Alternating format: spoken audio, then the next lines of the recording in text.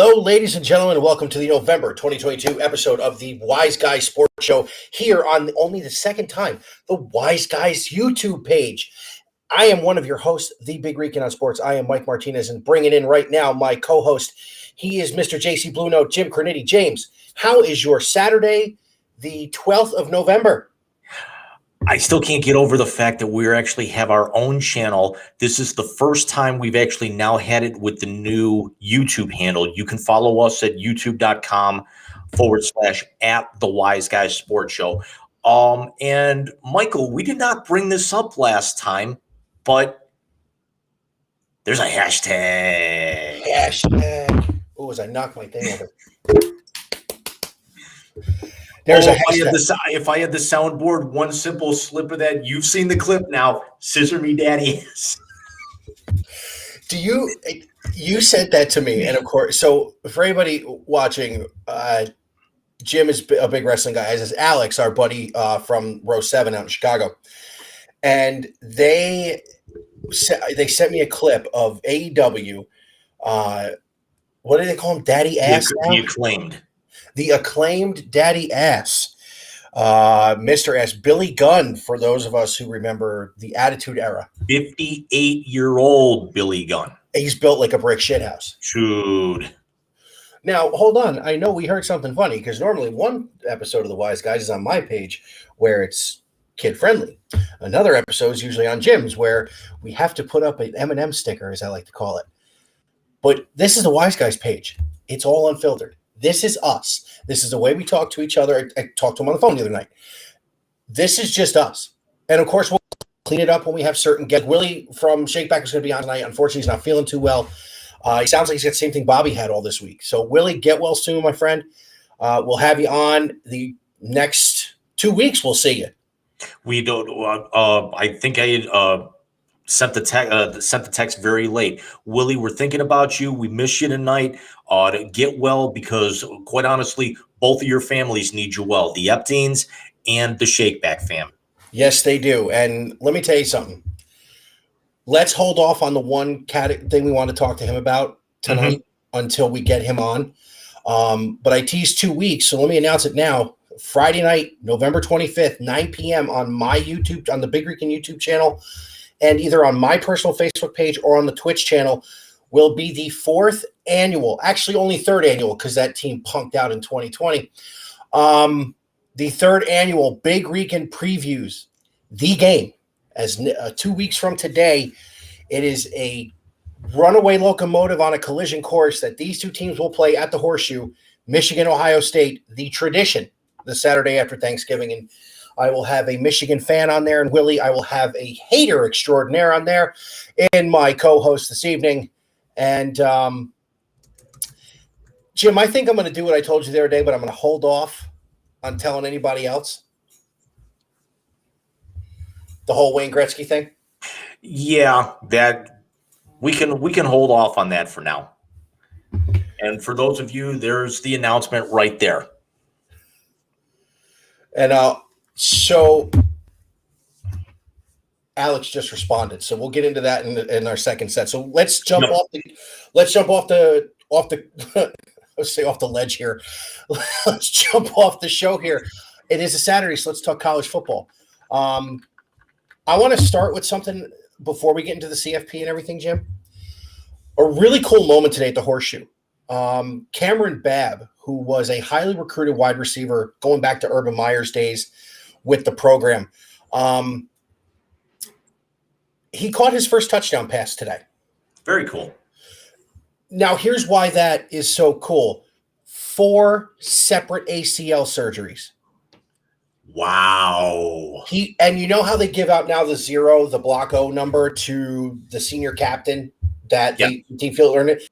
Cameron Babb, who played his first game of the year today and caught his first touchdown pass in 5 seasons, he's wearing the block O as nominated by his teammates. So that's kind of tells you what he is to his teammates. And they got a 15-yard excessive celebration penalty. Ruggles, of course, drilled the kick anyway, and a 56-14 win over Indiana. But, Jim, I got to tell you, I didn't watch much of the game today because we were at errands to run, and quite honestly, it's not 2 weeks from now. It's Indiana. Right. Hater or not, that's a damn cool moment. That is very, very cool. The only other thing I can kind of equate it to is, and I know you're not a big wrestling guy, and we talked about it. There's a woman who was signed to the WWE roster. Her real name is Stephanie Rhiannon Newell. Wrestling fans will know her as Tegan Knox. Tegan Knox is one of the best female wrestlers in the world. The thing is when she's healthy. She tore her left ACL, had it repaired, came back, and within a couple of weeks of coming back, tore the right ACL, rehabbed it, came back, and then tore the left ACL in one of her first matches back. Dude, that's terrible. Yeah. That's horrible. So I wanted to start on the kudos, kudos to your guy with the Buckeyes. Yeah, that's terrible to come back from. And he had the brace on, and I got to tell you, it's I like the celebrations. I really do. I like the dancing and stuff. Doesn't bother me. When they get the excessive celebration penalty, it bothers me. It's like, guys, come on, please act like we've been there before. This guy's never been there before. So that was pretty cool to see today. Hey, at least they didn't storm the court like Temple. And this is on me. I have not had a chance to read. I started to, because I have a buddy here who went to Temple and played football there. He was actually a teammate of Todd Bowles, the head coach of the Tampa Bay Buccaneers, former head coach of the Jets. So I saw that they beat – who they beat? Villanova. Yup. I actually went live on the Sports Note about 25 minutes ago. Look at you, you busy bee, you. So let's talk college football playoff. We are in the second week of rankings, and I have to tell you, the first week made me want to spit. And then it kind of, and then come on. This thing cannot get to 12 fast enough because the bias.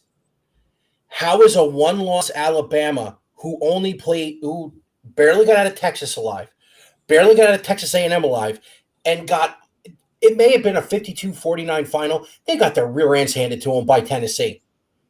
Right. How are they 6? And how is Clemson 4? How is Tennessee even 1? And the first one, I get it, because that was the biggest win up to that point. For whatever reason. You're going to put Tennessee over Georgia. Based on beating Bama, sure. But here's my problem with it. The committee, unfortunately, has brought up resume more than they've brought up actually winning games. Yeah. It's about your style points. I thought we got rid of that shit with the BCS.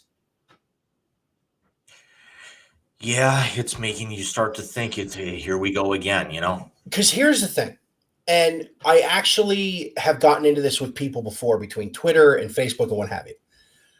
I am a firm believer. And when I had John on the very first time, our buddy John Rice, who's in Munich, apparently, by the way, off topic. Congratulations on all your success, Mr. Rice. You put up a picture of a really cool church. But we talked about the playoff, and I am a firm believer that conference champions should be the only ones even considered for this. To which people have asked me, well, weren't you happy your boys got in as a non-conference champion? I said, well, yeah, but it's a yes and no. Yes, I was happy they got in. I have merchandise. But no, they shouldn't have been in consideration. They didn't win the Big Ten that year. However, because the committee has used the word resume, that was a season when they went into Norman and beat a top 10 Oklahoma by 22 points on the road in the non-conference. They beat an undefeated number 10 Wisconsin in Wisconsin. And then, oh, by the way, that was the year. The final year ESPN actually broadcast the game was 2016. Game day started at 7 a.m. They ran a 5-hour game day because that was 10 years to the day, by the way. When it was 1 versus 2, it was 2 versus 3. Then, of course, the double overtime thriller where Ohio State beat Michigan on the Curtis Samuel cutback. No team in the college football playoff era has 3 top 10 wins like that and not gotten into the playoff. So if you're going to talk resume, cool. I got you. Now we can talk about why your resume isn't made better by winning a conference championship. Yeah. So I think the rankings kind of fixed themselves this week, where you had Georgia at number 1 with the big win over Tennessee last weekend, and it wasn't even a game. Absolutely. It's the fact that Tennessee only fell to 5 is ridiculous. They It's should have fallen completely outside the top 8. SEC, but why is Alabama still in the top 15? Alabama, because they're Alabama, and when you start the year basically within the top 3, it takes a lot for you to kind of tumble out. Look at both of their wins this year were the teams that were highly ranked. So the strength of schedule helps. But is their strength of schedule help because what people think of the SEC or what they're actually playing? I think it's a little bit. I think it's a little bit more column A than column B, but I think it's you might go like 70-30 on that. But I'm not going to say one or the other. Like I would go more 60-40 on that. Because I can sit here and I can tell you, I can compare teams in the Big Ten and the SEC, and they're basically the same. And it's like, well, it's the Big Ten, they're weak. No, they're not. It's just better weather. Exactly. So one conference runs the ball because the weather's starting to suck right now. One of them slings it all over the yard. Exactly. Now, again, you're a hater, but I'm going to ask you this: did you see any of the tape from their game at Northwestern last week? No, it's really. The only college football game I probably watched in a month was Tennessee Georgia last week. It's okay. I had so much other stuff going on. We had a big recall start at work. So you told me that. Yeah, what a mess that is. So it's I'm sure. I got half of my Christmas shopping already done. It's yeah, you guys can hate on me all you want. I'm getting it done early this year because I'm getting my Switch in 3 weeks. Nice. So Noah Ruggles, who hasn't missed inside 45 this year, hit one from 35 in warmups. It literally got to halfway into the end zone and just stopped and fell. Are you kidding me? I saw some of the highlights where the ball was just. I saw Stroud's go ahead, eventual clinching touchdown, but I saw what the wind was doing with that ball in Chicago last week. You see how it was just dying. It was turning everything. It basically turned college football into duck hunt with the way that everything was falling.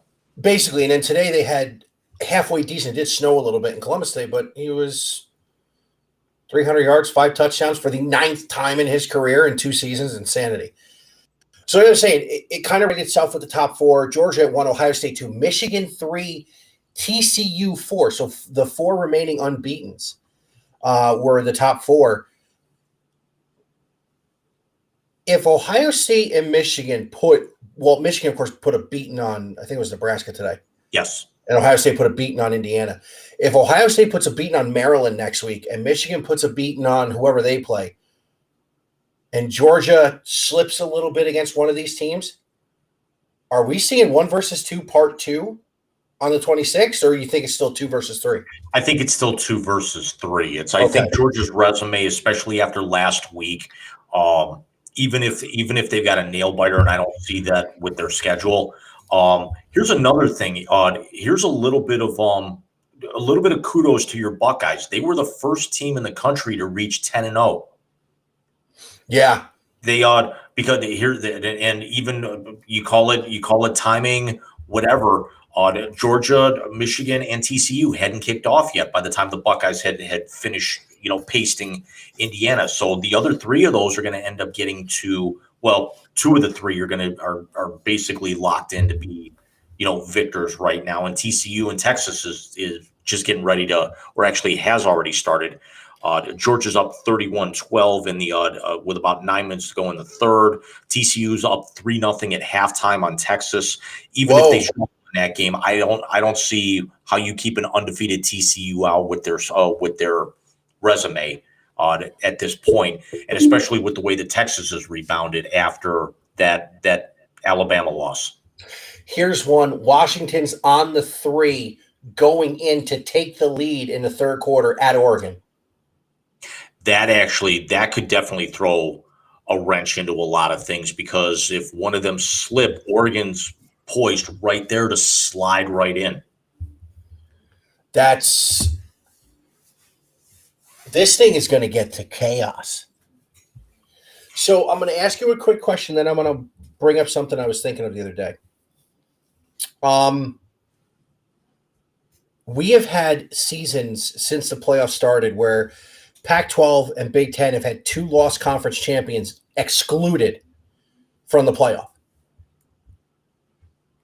If LSU does it, do they get in? Now, mind you, the year Ohio State was a lost conference champion, they beat the number 2 team in the country. So that means Bama was barely in it, was number 6 when they won. So, okay, I got you there. But Georgia would be number 1, and they'd have to beat them in a conference championship game. It would be tough. Because LSU, 6-1 right now in the SEC. They do have that 1-game lead over Alabama.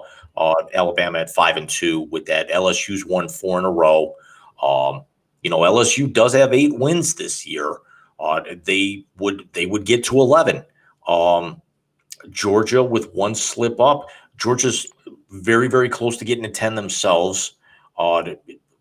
Again, still one of the 4 undefeated teams out there. I'd actually have to see what happens with the Buckeyes in Michigan, and then also see what TCU does with their resume. And also keep this in mind, is that this is not trying to throw shade at the Buckeyes whatsoever. TCU holds on and wins this game. They also go to 10-0. So you got 4 teams at 10-0. TCU would be the only one who's already punched their ticket to their conference championship game. So they're one of the ones that they're the only undefeated team in the conference. Though. I mean, it's not like it's right, but with the way the divisions are set up, they've already clinched at least a share of the conference title, and they already own the tiebreaker. Georgia still has some work to do. Ohio State, Michigan are in the same division. Still have to play each other. TCU, their path at least into the quarterfinal, if we can actually call it that, being their conference championship game, is already there. Okay. If they win this game tonight against Texas, which I'm hoping they do because I hate Texas. Quick yes or no. Is 2 weeks from today the biggest game of the year in all of college football? I want to say yes. I'm going to say yes. I'm going to say yes because anyone who actually gave Tennessee a snowball's chance in hell last week, you need your head examined. Did you see what Peyton Manning did at the CMAs? I heard about it. I didn't see it. But okay. Luke Bryan's a big Georgia fan. Yep. And of course, I you know what? I did see this. Yeah. I think you sent this to me. Yeah. No, I love me some Luke Bryan. I sent you the Pat McAfee thing. Okay, that's what you sent me, but I didn't actually say. Okay, I didn't see what Peyton did then. So Peyton's hosting the CMAs with Luke Bryan this week. Oh God! And Luke says, "What's your favorite country song?" He goes, "My favorite country song is actually a dance craze, a sweeping the nation. Here comes the country version of Rocky Top," and that clogger from the internet and TikTok comes out. You bring that song up again, I'm ending this show. Hold on. It gets better. He asked Luke what his plan was for the night. He goes, "I don't have one." He goes, "Oh, you're winging it? Good thing I'm used to this. I do a show with mother." I wasn't a fan of his when he was wearing a uniform. What did he go to stand-up school or something? He's hysterical. Yeah, it's I hated him at Tennessee. Naturally, diehard Gator fan, and this was before Tennessee. This was even before Mizzou left the Big 12. But loved him with the Colts, and I'll always remember not so much his ESPYs, but remember when he was on one of those Comedy Central roasts, and Nikki Glazer roasted him. He said, "I love your commercials. You're hysterical. You're like the Tom Brady of commercials." Is that good? No, the best line was Pete Davidson's. I love Peyton Manning. I hold on. I love all the work you do, including when you were in the Goonies going, "Hey, you guys."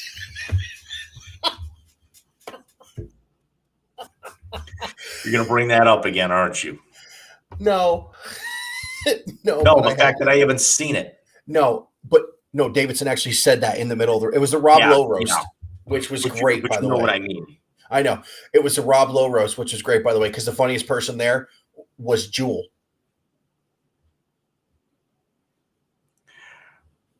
How can you beat Nikki Glazer, though? You're like the Spice Girls. They're all different colors, and they're doing their own thing. That was, which, by the way, did you tell your wife the story? I told her the parts I remembered, honestly. Okay. It's been a long time, and I used to smoke weed, so there have been some brain cells burned. All right, so speaking of brain cells burned, I'm going to bring up Pat McAfee. That's not just brain cells burned, but that's Bert being scorched as well. That's true. By the way, he is the best part of game day now. Just so we're clear, I firmly believe that. Well, the best part that's not Coach putting the headgear on. So I saw where he jumped off the pontoon. That was hilarious. Well, at Tennessee when he did the backflip. Yep. A couple years ago at Baylor, he jumped into the canal outside the stadium in full suit. And he said, hold on, he said as he did it, he goes, the last time I allegedly did this, I ended up in jail. Yes. Yes. I remember that story. Yes. From his stand-up bit. Yep. Which, by the way, his whole special, off the charts. So I had a thought the other day, and Coach Corso has had some health issues in recent years. Coach Corso is the best part of game day before Pat McAfee. When you get to that last pick game, and being biased, whenever he puts Brutus on, it gives you a smile. When he yelled, "Ah, fuck it," that one time when the Houston game, you never saw that? No, I've seen it. I can't. I forgot that you were. I didn't know you were going to bring it up. You had to do it when I was sipping, you bastard. Yep. So there's going to come a time. I love you, man. Yeah, I know. There's going to come a time when Coach is going to have to hang it up. So I had a thought, and it brought a tear to my eye the other day when I had this thought. His last game has to be in Columbus or at something Ohio State does, because that's where it all started. And he says, I'm going to go with my first love, and he grabs Brutus, and he goes to put it on, and he stops, and he looks at McAfee, and he goes, you do it. That would be cool, but it doesn't hold the same water if Herbie's not there and Herbie's not with him anymore. No, Herbie's doing game day still. Really? I thought he made the full jump. No. Herbie's doing a Thursday night game with Al Michaels, and then he's flying to wherever game day is in the morning, and then he's doing the ESPN night game. Okay. So he did the LSU Alabama game. I'll take your word because I don't get ESPN. I have ESPN Plus, so I don't get game day. I usually watch stuff on YouTube. I don't put ESPN on my TV unless Ohio State's playing on there. Or if the Mets are on there, I put the Mets radio broadcast in my ear because I don't need to hear a guy called Francisco Lindor Jose Reyes multiple times. You know where I want to go next? Do we? Is it because we have a new holiday? I told you I was not talking baseball. This will be a very, very short segment. I am not talking baseball until pitchers and catchers report. This is not talking baseball. This is talking media. Oh, I thought you were going to talk about something else. No, I'm not talking about that stuff. Okay. I can't talk about baseball right now because it looks like the Mets are going to lose Jacob deGrom, and it's going to make me want to throw things. So I'm going to leave that alone. But now I want to talk media as a baseball fan. But we have another holiday earlier this week involving your Mets. Bobby Bonilla Day is July 1st. Edwin Diaz Day is now going to be November the 6th until 2042. So? We're going to be dead by the time both of these contracts are done at this rate. Want to hear a crazy stat? Bruce Sutter, who passed away a few weeks ago, cashed his last check from the Braves last year. you want to hear something even more funny? Bobby Bonilla, I think up until like last year or something, was still getting paid by the Orioles too. You want to hear something crazier than that? Ken Griffey Jr. was the 5th highest paid player on this year's Cincinnati Reds payroll.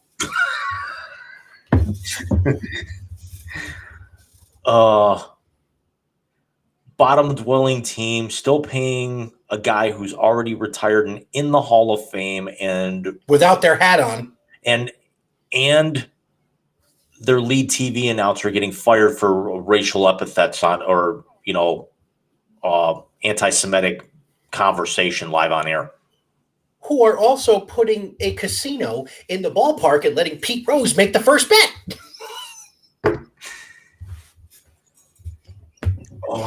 Oh, I cannot wait until sports books are here January 1. I got nothing on that. They're in New York now. So wait, the casino downtown doesn't have one? No, sports gambling and sports books were not. Casinos are legal in Ohio, but not sports books. It's actually now coming in as of January 1. If my dad actually wanted to place a bet, he actually has to go up to. You might actually know this in your area, Salamanca. Yeah, it's about 5 hours west. He goes there constantly, and he tells me all about it.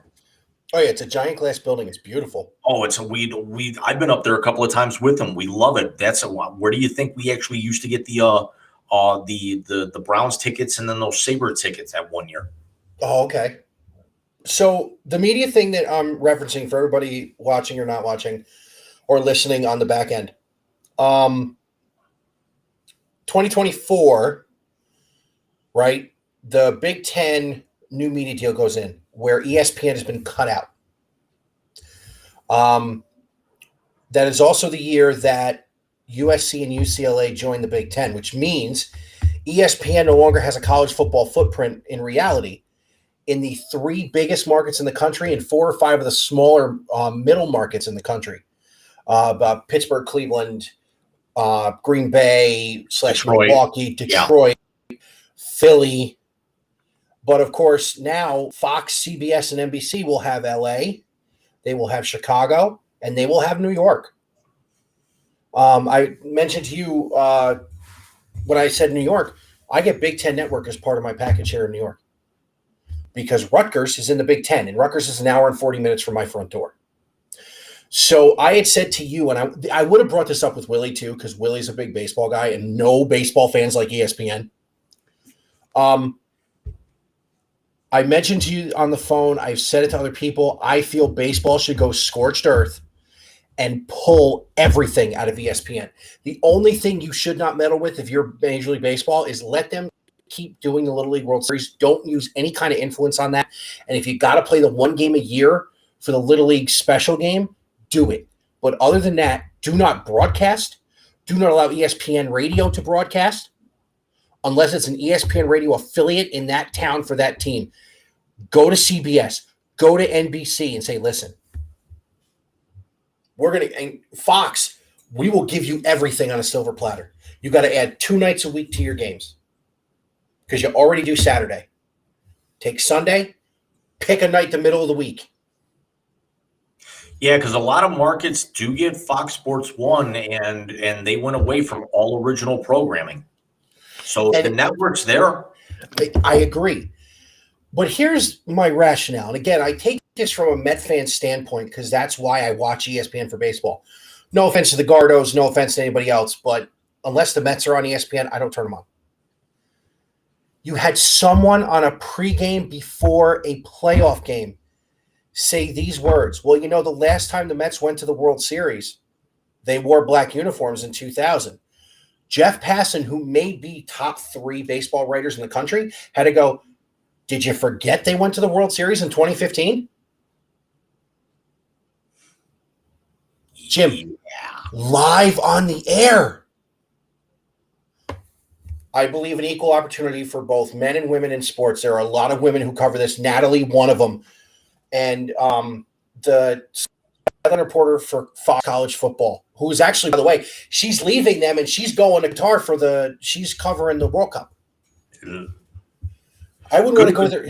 Good for her, but yeah, it's first of all, my take on soccer. Secondly, that's a shit show waiting to happen. Well, that was more that I think it's pretty cool. She's covering the World Cup, that she's going to be embedded with the team. I'm talking the World Cup in general with where it's at. Yeah, no, I got you. Jeff Passan almost lost his mind. I am for equality, but I actually looked at the camera and was like, shut up, you stupid, fill in the explicative, because it pissed me off. Right. And more than pissed me off, it bothered me. You're supposed to be the worldwide leader. Dan Patrick still calls him that, swears to it to this day. We grew up on this. Jim, you're older than that network, and I'm 9 months older than that network. Yeah. How many days a week did you go to bed to SportsCenter or wake up to SportsCenter? 7? When we were in high school? I didn't get cable until I think I was a sophomore or a junior, but yeah, most nights it's you fell asleep to Dan and Keith, you woke up to Rich and Stewart. Yeah. It was never left the television. And then after you graduated, you woke up to Rich and Stu, and you had breakfast to Rich and Stu. You had lunch to Rich and Stu. You were playing video games with Rich and Stu in the background until like the first live one came on at 1:00. Exactly. I don't know if you remember this. I remember ESPN2's first commercials with Keith Olbermann in a leather jacket. My God, I miss those commercials. My two favorites. The one with Ovechkin, where, what are you, a Russian spy? And he pulls him out of the thing. Yeah. I'm going to give my two favorite non-Mets ones. That one, and the one where Dan's working on something and the power goes out and he goes in the basement. Lance Armstrong's riding a bike, powering the whole thing. Yep. I got to say my three favorites: LaDainian Tomlinson in the mailroom.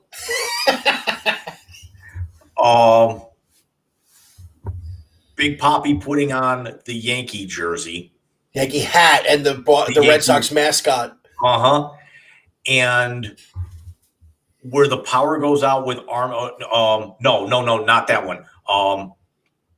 Where somebody's talking to Holyfield about beating the shit out of the other one, trying to stir the pot. Charlie Steiner. Charlie Steiner, come get your butt whooping.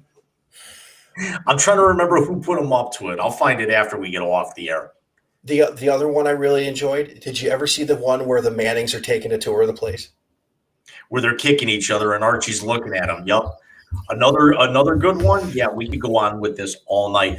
Drew Brees driving the New Orleans float. Yes. It's too big. You gotta back up. Yeah, I can't go back. I can't back up.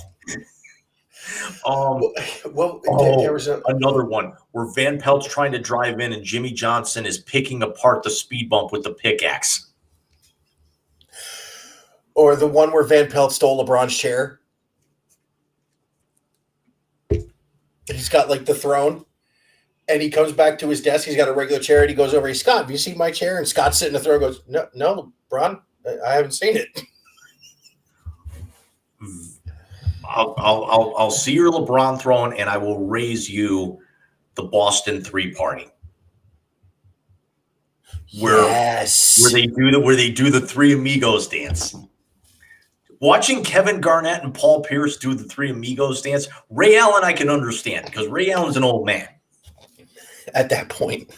Yeah, but Garnett and Paul Pierce, that was pretty funny. So I asked you to do some looking at it because you are the stats guy. You're the color analyst you're the Monty to my Harry Doyle. It's a lot better of an analogy than what was discussed with Mrs. Regan earlier this week, where for those of you who don't know, the Millhouse to your Bart Simpson.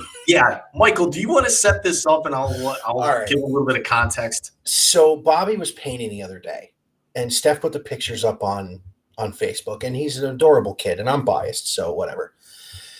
But Jim then says to my wife, let him do it on the walls. It'll look even better. And, of course, my wife threatened Jim. And, and he takes it in stride and goes, I'm the Bart Simpson to Mike's Millhouse. And I'm like, here we go. I am the bad influence that the adults should not let you play with if they had their way. Does that mean you're the Stewie to my Brian? Oh, hello, fat man. Yes. You know what this means now? We're going to be watching that Graham Norton clip all friggin' night. Yes. So I want Major League Baseball to go scorched earth. I want them to pull everything from ESPN. I love Carl Ravitch. I do. David Cohn's in the booth. I don't care what Yankee fans say, and if anybody listens or watches, screw you. He's a Met. Eduardo Perez may be one of the best former players that's in the booth we've ever heard. He's phenomenal. It needs to go. It is a garbage. They spent too many years with freaking A-Rod in that booth. It is garbage. They don't cover it anymore. I told you my name for them. ESECP NFL. They don't care about anything that's not the SEC, that's not the NFL, or how many different ways from sideways you can debate LeBron and Jordan. It's, even going back 10 years, we actually remember when it was good, when it was any combination of these four, when it was Ravitch, it was Joe Morgan, it was John Miller, and Peter Gammons. When it got bad for me, now and going back, to an extent, Buster Olney when Gammons was towards the end of his career, and Kirchin is phenomenal. Yes, and again, to an extent, Kurt Schilling. He was good in game. He just needs to know when to shut his mouth. Right. But he basically was baseball's version of Tony Romo. Yes, he was. Although Romo's likable. Yes, Romo, when he actually goes off in his diatribes and just needs to shut up, it's semi-enjoyable. You live for it. Schilling just, stop. Yeah, and Jeff Passan has quickly become one of my favorites. Because you can tell the baseball guys there love the game, but don't get me wrong, I love Rex Ryan. Ryan Clark, great dudes. Can't do it anymore. I can't. I've always been partial, and this is part of the reason why I like Fox broadcast with baseball so much, is Matt Vasgersian. See, Vasgersian bugs me. And I think it's because he spent too much time playing with A-Rod on ESPN. Because he was doing the Sunday night games for a while with A-Rod and what's her name? Oh, what's her name? Hispanic woman. Jessica Mendoza, maybe? Your guess is mine. And that's not a shot at females. If you go to MLB Network, there are like 8 or 10 of them who are phenomenal. I'm still remembering when like Sarah Walsh was on SportsCenter, and then Linda Cohn was like, other than that, I couldn't, and Robin Roberts, I couldn't name you another female at ESPN because I don't watch ESPN religiously. Susie Colbert.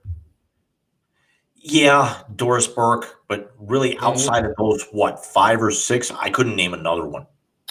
I can name a couple only because there are a couple who do NBA games now. Yeah. And when the Cavs are on there, I watch. So I want them to go scorched earth. I don't care if you got to ask Jim Nantz to broadcast, but get Romo to do baseball games on CBS. It's going to be better than what these guys are putting out. I love John Smoltz. Watch this. Watch what pitch he's throwing. I love John Smoltz. Joe Davis. Personal ATM. Yeah. Joe Davis, the guy who's doing the games with him now that Joe Buck is doing Monday Night Football. Do you know why people should love him? That was Vin Scully's hand-picked successor for the Dodgers. I don't know how much bigger of a stamp of approval you need than that.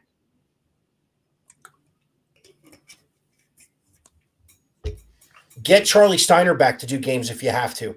Gary Thorne doesn't have a job. Yeah, because I know you haven't watched it, but it's still weird watching Butchergross being the lead NHL analyst. It's like he should be in the studio. Yeah, certain guys should actually be in the studio. Certain guys should be behind the mic. It's I don't know how that one would work. So I asked you to take a look at it. And like you said, there is network availability with FS1. You would have to dive into, could you get Al Michaels to do a game of the week? Because he used to do baseball on ABC. Matter of fact, he did the World Series in the odd numbered years when NBC and Vince Scully and Joe Garagiola back in the day had it in the even numbered years.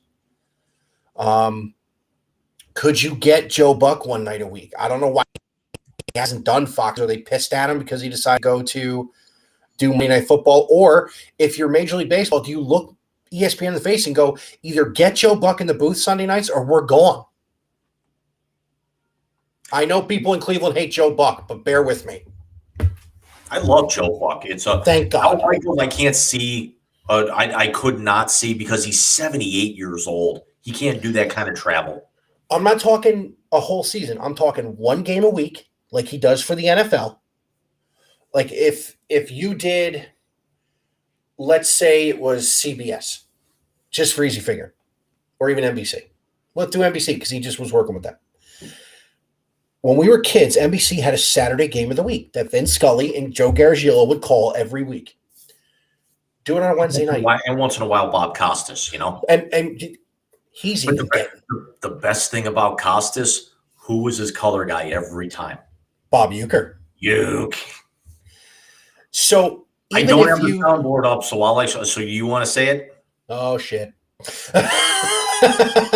Oh, I got one better than that. That's all we had, one goddamn hit. Don't worry, nobody's listening anyway. You can't say goddamn on the air. Don't worry, nobody's listening anyway. Or what is it? If you guys missed it, and judging by the attendance, you have. But he was a convicted felon, isn't he, Monty? You should be. We could do that all night too. You know what? One of our baseball shows leading in, we need to do a tribute to Uke. We just need to actually set an entire segment aside just to go over Uke. Only if I can do the mound visit from Bull Durham. Legendary. I think that's a great idea. So you had said we'll do it on this show instead of the Big Rican baseball show. No, for that I would give poetic license to say it's lines from a movie. We're reading a script. It's not just conversation. These are words put down by Ron Shelton, who was a genius. Fair enough. So exactly. So you said you had a counterpoint to that. So what do you got? The thing is that with baseball, they only, with the NBA, between TNT and them still actually showing games on ESPN, ABC, you've got a game on national TV at least 4 days a week. Would you be able to get the same level of coverage with baseball? Because if you break it down, you've got 14 of these teams having contracts with Bally Sports, which was purchased out, which bought out the Fox Sports affiliate. You got 4 on NBC Comcast. You got 4 more on AT&T Sportsnet. And then everybody else has regional networks. Yes Network, MSG Network, SNY, yeah, I got you. Exactly. It's how much is that? Could you end up having a potential conflict of interest with that by broadcasting their games, especially when you're going to be broadcasting, you're going to be pulling a game from one of their affiliates that you don't have a contract with. ESPN wouldn't have ESPN wouldn't have a contract. Fox, we all know, sold off to Bally Sports. I don't see honestly a scenario where Fox would be able to broadcast and then Bally Sports wouldn't actually say, whoa, you sold off all these networks for these games. We understand it's a national game and it's maybe 1, 2, 3 times a week, but you're still actually taking money out of this that we paid you to get this coverage. And I see your point there, but I think that the converse of that is it's the national game of the week. It's the national game of the week. So Fox gets a national game of the week. They have it on Saturday now. And if the Guards are playing on it, Bally's not broadcasting it. If Cincinnati's playing in it, Bally's not broadcasting it. They're already kind of doing that when you have your national game of the week or on a Sunday night with ESPN. So there's 2 days a week. Major League Baseball has a national game of the week that your local affiliates do, other than radio, don't get to call. So what's the harm in adding another day? Because it's really all you're talking about. You're talking about adding a day. You're talking about if you bring NBC into this and you bring CBS into this. I'm just using the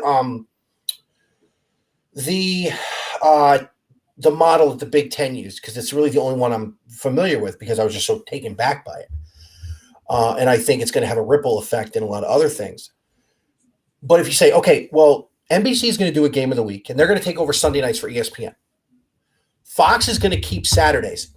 TBS, who gets rights to the postseason. You're already in bed with them if you're in Major League Baseball. Yeah, but also by the time it comes around, they're cutting into NHL coverage, and then you've also got college football. They're actually starting up with college basketball and everything. With their national broadcasts and everything. It'd be after college basketball. If they start preempting my AEW again, I'm going to start kicking some ass. What night does AEW go? Wednesday. So do it Monday. Here's another thing. I actually literally just thought of. Go ahead. Saturday, Sunday, Monday. Do a game of the week for Fox on Saturday. Do a game of the week on Sunday for somebody else, and do a game of the week on Monday for TBS. Until football season begins, because you're going to get shellacked in the cut it off Tuesday. Move to Tuesday. Yeah, I mean, because here's another thing I actually just thought of. We're starting to get into the age anymore where things are happening a la carte. I subscribe to ESPN and I get NHL games any night that I want. I could go put the Blues on right now. I could put the Sabres game on. So and I can end up watching either the Bruins feed or the Sabres feed. And you get that, and they actually have like their hockey night on ESPN Plus, or they'll simulcast a game on ESPN, their game of the week. Sometimes they'll do a blackout with that. We're starting to get into the age now where the games are now becoming a la carte. So could national games of the week like this with the TV packages within the next 5 years, could they maybe be a thing of the past? They could be. But I will say this. This was the first year Apple TV had games. Horrible. Yeah, the YouTube games are relatively entertaining, but I don't like the broadcast. Now, I will say this. Apple did something smart, and they got Wayne Randazzo out of the Mets radio booth to go be a play-by-play guy there because he's phenomenal. Mm-hmm. And remember who he sits next to. He sits next to Howie Rose every day. And I'll give you Howie Rose because I watched Howie Rose for years covering Islander games until he turned over to Brendan Burke.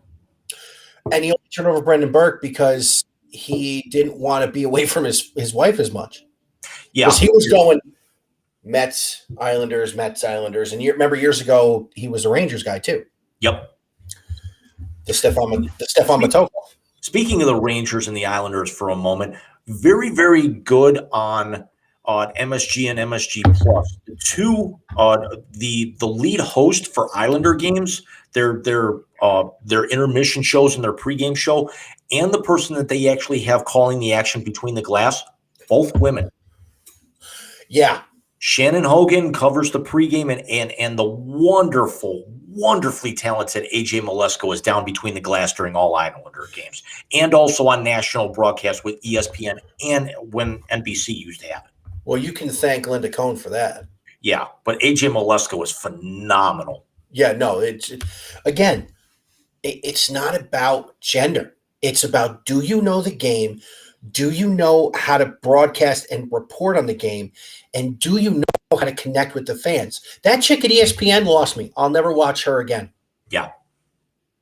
The last time. They did a freaking entire thing on E60 about that rotation in 2015. Are you serious? Right. So speaking of the words, are you serious? Ready to go off the rails? Let's do it. So the NBA unveiled the City Edition jerseys this week. James and I have disagreed on the Cleveland Cavaliers one. I find it to be aesthetically pleasing. I lived by a Metro Parks, which is what they did the theme of this year, which I think is great. For those who don't know, the Cleveland Metro Parks are a string of parks that actually encircle the entire city. You can do many things, from sleigh riding to hiking, biking. One of them has a softball that my buddies and I played with. You had Squire's Castle, where people take prom pictures. 2 of them actually have golf courses. And 2 of them have golf courses. Manakiki. I miss that golf course. I've Not never that I can actually- play more. Yeah, I quit golf a couple of years ago, and that was like that was a bucket list thing. I always kind of wanted to play there. I played there once. For those of you not watching in the Cleveland area, Manakiki Golf Course is literally right next to the street. If you shank a ball, it's going on the freeway. Yeah. At least on one of the holes. I don't know which one it is, but yeah, no, I played there. I want to say Tri-C we played there when we took golf in school. When I took golf at school. So I find it aesthetically pleasing. James disagrees. But there's always one that grabs your attention. And since we're on the Wise Guys page and we can be a little off color and not on my page, James, could you put up the picture that we pulled off the internet earlier this evening, sir? Oh, do you mean this by chance? Are you fucking kidding me? It says clit and ball on it. Really? I mean, come on. The scary part is Charlotte. I'm so mad I couldn't get that clip. The scary thing is Charlotte. This is for the Charlotte Hornets, by the way. And they have 2 of the Ball brothers on there. And then that's on the front of the jersey. And there's a guy with his legs spread on the front of the jersey. Come on. Oh! Come on. You didn't bring that up before we went live. Oh God, I didn't even think of that. That's called improvisation, James. Oh, fuck. Oh my God, I can't even begin with this thing. Oh my God. Richard Jefferson's Instagram was fucking beautiful. It was, but if you haven't seen it, we're going to try and post a link to it down below after for the on demand. But yeah, Mike likes the Cleveland jersey. I'm not going to put the photo of it up. These things are fucking stupid. The only one of these that came out that I liked is the Utah throwing back to the purple. Every single other one of them is a fucking cash grab. It's fucking stupid. Now, the gray ones they wore when LeBron was still there, I like those. Those were terrible. The only redeeming quality is they actually have our current baseball team's logo on them subtly. Because remember, the Guardian statues went up the side. That's right. I forgot about that. The only ones that were redeeming were the blue script ones. Okay, I'll give you that. That was it. Any of these city jerseys that they come out with, this is why Nike needs to stop designing uniforms. And they're talk that I mean, sure, with baseball they're designing the current ones, but now we saw what actually happened with some of those city jerseys. Those were horrific. I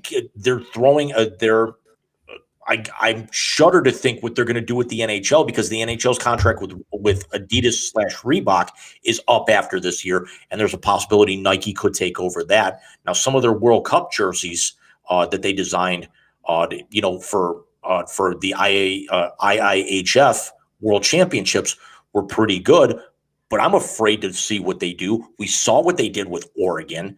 Over the years, we've seen what they've done with other college programs. Just design the shoes. If you're going to model these as like fashion jerseys or something, don't put them on the fucking court. And if I may, when you are the designing jersey aficionado of the NBA, guys have their own signature shoes. Stop putting someone else's fucking logo on the goddamn jerseys. And No, and Mike will tell you, I am anything other than retro guy. I'm a firm believer in what Maynard James Keenan said in Anima off of Tool's 1996 album. Fuck retro anything. see, there are some retro things I do like. I Some. can't. Very, very few for The me. Cavs orange uniforms. I was always partial to the blue. I did not like the orange. How about the ones from the 70s? The wine and gold with the different, with the like almost a checkered design on them. Better left in the 70s. Like the color scheme when they brought it back and modernized it. Hate the original if I saw it. If it's a one-off, fine. If you're going to make it an alternate, ridiculous. I gotcha. That's why I hate what the NHL is doing right now. Is the NHL has a concept going called reverse retro. So they are taking retro jerseys from when you and I were younger, and they are inverting the colors. Remember the Blues jersey that I had growing up Mm-hmm. with the slash jersey, the Wayne Gretzky, Freddie Krueger jersey? They flipped the colors. The blue was on the bottom. The red was on the top. What the fuck? They redid the Islanders fisherman. They took all the teal out of it. Well, that's stupid. They gave the Seattle Kraken a reverse retro jersey. They're only a year old. Because they had Exactly. This is why Nike needs to keep their fucking hands off of shit. never mind that. How did they get away with this? With this, especially what you're seeing here. How did they get away with that? I mean, Remember a couple of years ago, and I got to send you the clip of this. Remember the guy I talk about on Sportsnet in Canada, Steve Mhm. Dangle? They went in on some of the jerseys from a couple of years ago. Remember Sacramento's where it said Sacktown? Yeah. Remember the Wizards logo, and he actually said, "Parents, cover your kids' ears in 3, 2, 1." It's a dick and balls logo because it was DC with the ball shooting up with the old Wizard script. It literally was a dick and balls logo. So what we're saying is we've had a Dick and Balls logo, we've had a Sacktown logo, and now we have the Glit.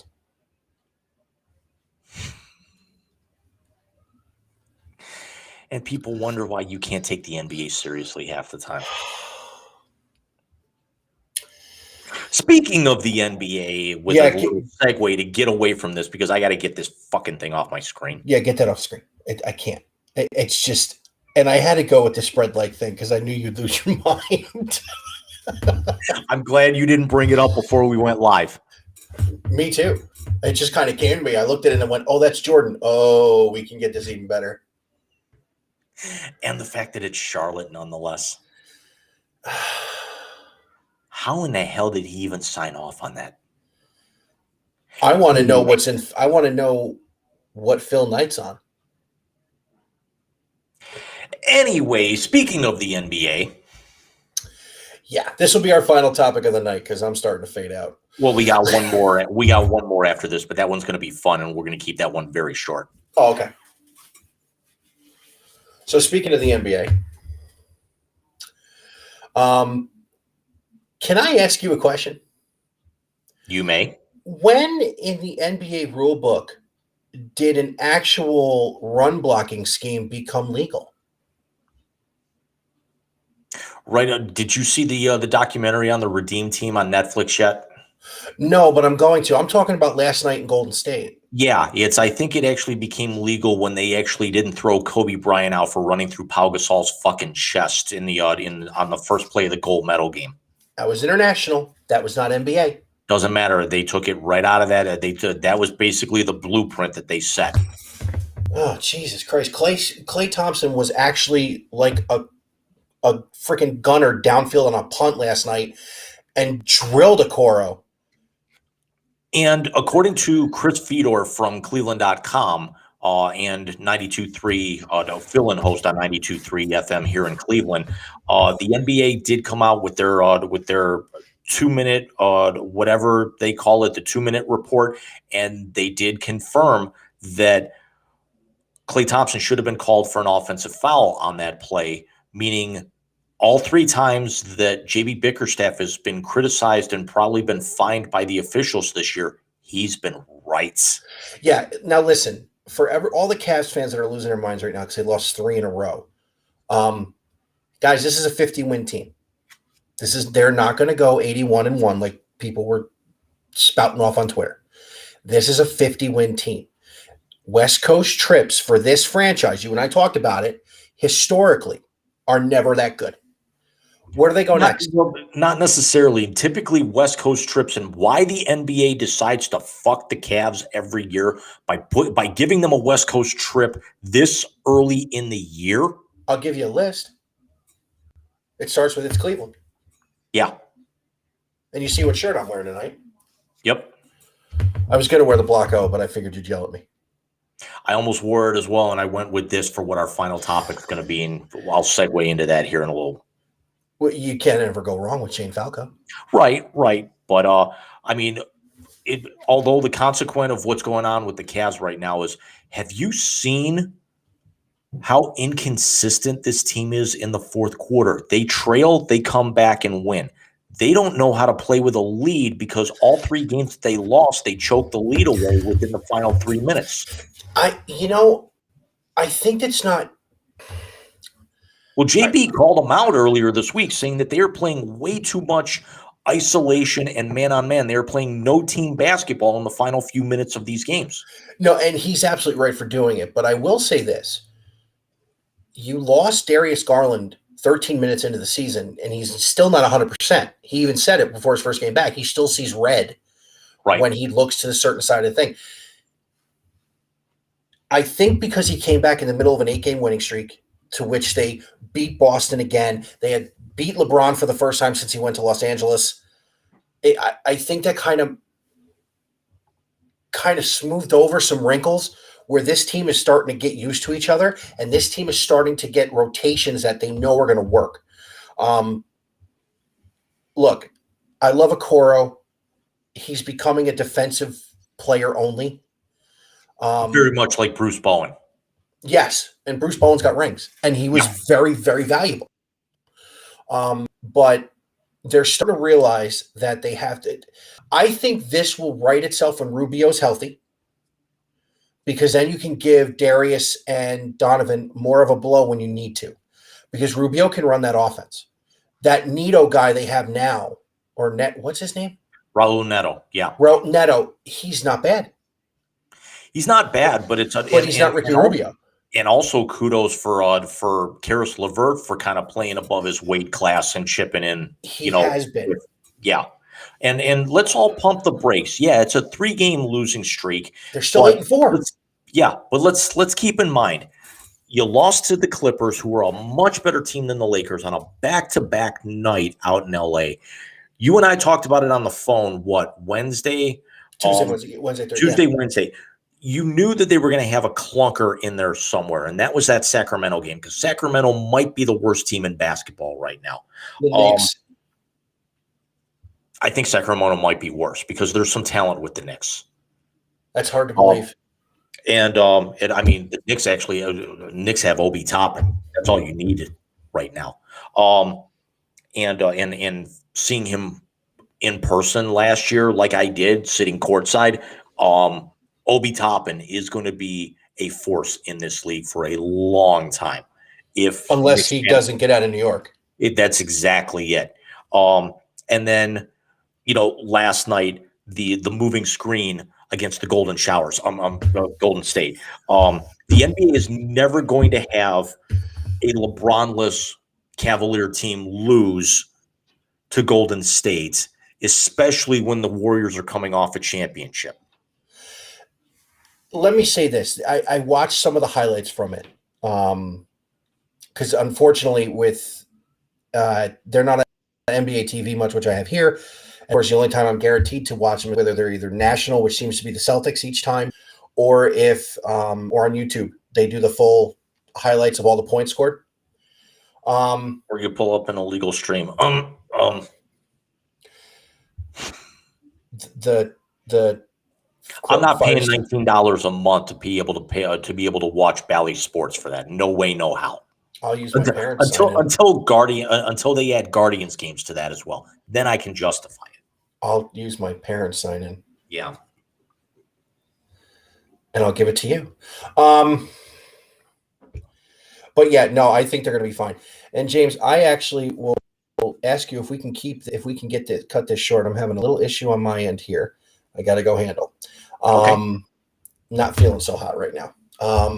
But if you would wrap it up, I'm going to dive off right now. Have a wonderful rest of your weekend, and I will be in touch in the next couple of days. What was the last topic again? Anyway, I can't remember. The struggling franchises and what do you do with them? Let's leave that for Willie. Okay. He's a fan of one of them. Okay. Yeah. But thank you again, everybody who watched or listened. I apologize for cutting it short. Unfortunately, not feeling so hot right now, so I'm going to hop off. But Jim, I will be in touch, my friend. I'm out of here.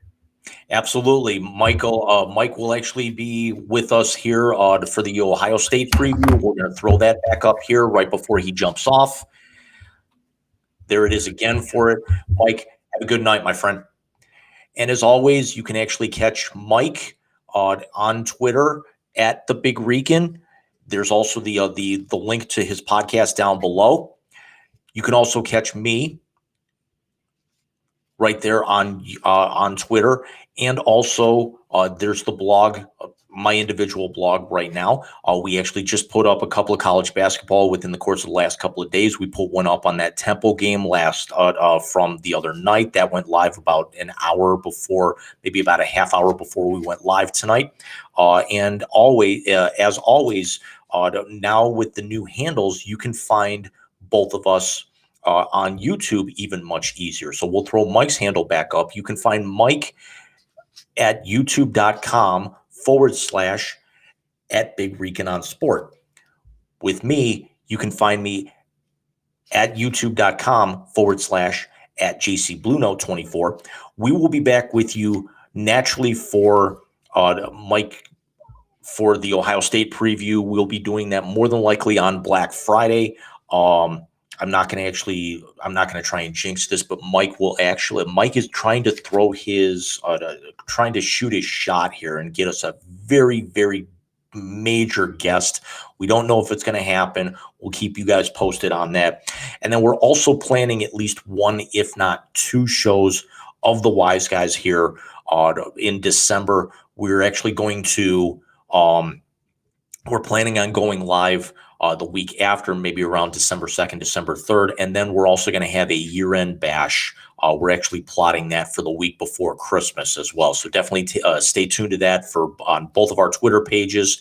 And we will see you guys very, very soon. Thank you for joining us tonight. And also, if you catch the video on demand, that'll actually be live here. It'll be posted in the next few minutes. Take care, everyone. Have a great